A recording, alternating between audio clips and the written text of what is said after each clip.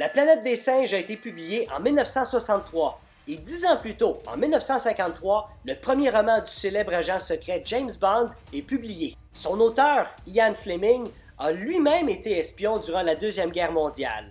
Et pour créer son célèbre personnage, il s'est inspiré de plusieurs agents qu'il a rencontrés. Et peut-être que l'un d'eux était le Français Pierre Boulle, qui était un espion pour la Résistance pendant la Deuxième Guerre mondiale.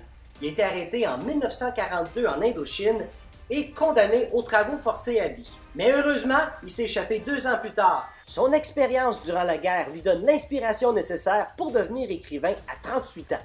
On le connaît principalement pour Le Pont de la rivière Kwai, publié en 1952, qui est devenu un best-seller, et même que son adaptation au cinéma en 1957 a remporté 7 Oscars. Il est également l'auteur de La planète des singes. Bon, je viens de vous bombarder d'informations très rapidement, donc pour rééquilibrer les choses, on regarde une vidéo de chat.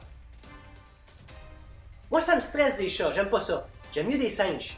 Hey, beaucoup de... Non, non, non, non, non, non, non. Ah!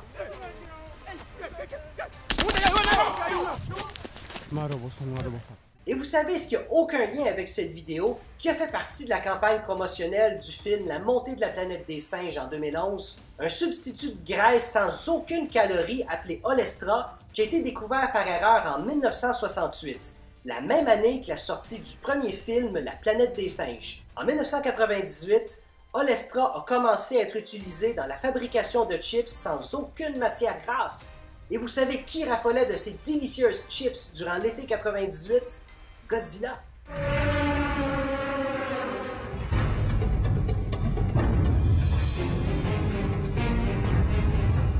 Malheureusement, Olestra n'est plus utilisé aujourd'hui à cause de certains de ses effets secondaires, comme le suintement anal. Même si la première version américaine de Godzilla à l'été 98 est un succès commercial, les possibilités d'une suite sont mises de côté à cause de la mauvaise réaction du public. Mais une nouvelle tentative est faite en 2014. Et durant la production, le directeur de la photographie, Seamus McGarvey, se rend sur un nouveau plateau de tournage et avec horreur, il découvre que tout a été remplacé. Les comédiens sont nouveaux, les techniciens aussi, le réalisateur a été remplacé. Il ne comprend pas qu'est-ce qui a pu se passer en dedans d'une nuit. Et finalement, on lui explique. Il s'est trompé de plateau de tournage, il est sur celui de L'aube de la planète des singes. J'ai encore donné trop d'informations, on regarde une vidéo de chat.